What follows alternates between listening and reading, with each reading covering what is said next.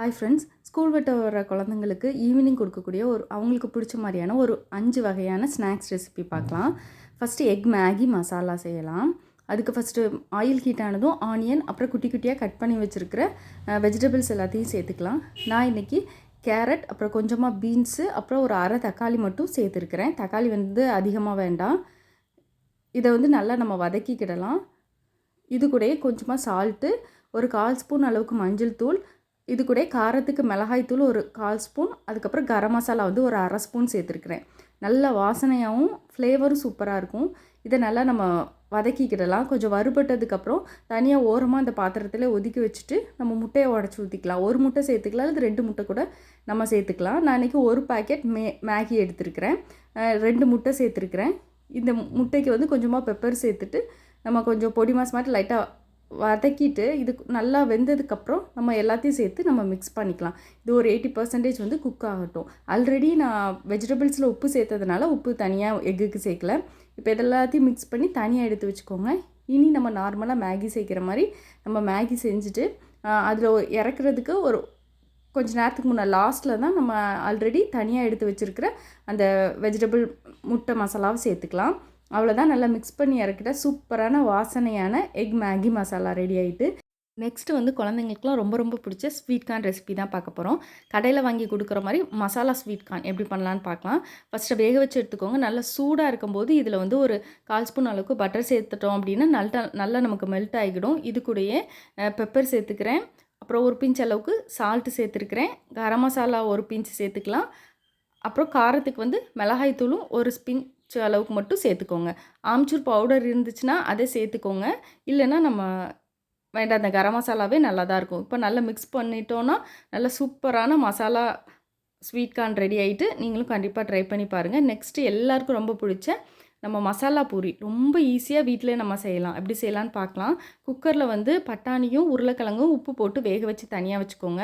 இப்போ வதக்கி சிலதெல்லாம் அரைக்கணும். அதுக்கு ஒரு வெங்காயம், ஒரு தக்காளி, சின்ன துண்டு இஞ்சி, ஒரு 4 பல் பூண்டு, ஒரு கையளவுக்கு புதினா, அரை கையளவுக்கு மல்லி இலை, இது எல்லாத்தையும் வதக்கிட்டு தனியாக அரைச்சி எடுத்து வச்சுக்கோங்க. அதுக்குள்ளே நமக்கு சூப்பராக எல்லாம் வெந்துட்டு இதை 1 2மா நம்ம மற்ற வச்சு லைட்டாக கடைஞ்சி வச்சுக்கோங்க. இப்போ கிரேவி செய்ய ஸ்டார்ட் பண்ணலாம். சோம்பு, அன்னாச்சிப்பூ, கல்பாசி சேர்த்துட்டு அரைச்சி வச்சுருக்கிற வெங்காயம் தக்காளியை சேர்த்துக்கலாம். ராஸ்மல் போகட்டும். 1/4 ஸ்பூன் அளவுக்கு மஞ்சள்தூள், அரை ஸ்பூன் அளவுக்கு மிளகாய்த்தூள் சேர்த்துக்கலாம். 1 ஸ்பூன் கரம் மசாலாவும் 1/4 ஸ்பூன் அளவுக்கு சீரகத்தூள் கண்டிப்பாக சேர்க்கணும். இது கூட நம்ம பட்டாணியும் உருளைக்கிழங்கும் சேர்த்து தேவையான அளவு தண்ணி ஊற்றி நல்லா கொதித்து நமக்கு தேவையான திக்னஸ் வந்ததும் லெமன் ஜூஸ் புழிஞ்சு விட்டு இறக்கிடலாம். இது மாதிரி ரெடிமேடாகவே பாக்கெட்டில் நமக்கு காணும் மசாலா பூரிக்கான இதுவுமே நமக்கு அப்பளம் மாதிரி கிடைக்கும். அதை வாங்கி நம்ம பொரிச்சு வச்சுக்கிட்டோன்னா அப்பப்போ இது மாதிரி கிரேவி வச்சுட்டு நம்ம செஞ்சு சாப்பிட வேண்டியதான். ரொம்ப ஈஸியாகவும் இருக்கும், சூப்பரான டேஸ்ட்டில் இருக்கும். நம்ம வீட்டிலே செஞ்சு கொடுக்கறதுனால ரொம்ப ரொம்ப ஆரோக்கியமானது. லாஸ்ட்டாக ஆனியன் தூவி சர்வ் பண்ண வேண்டியதான்.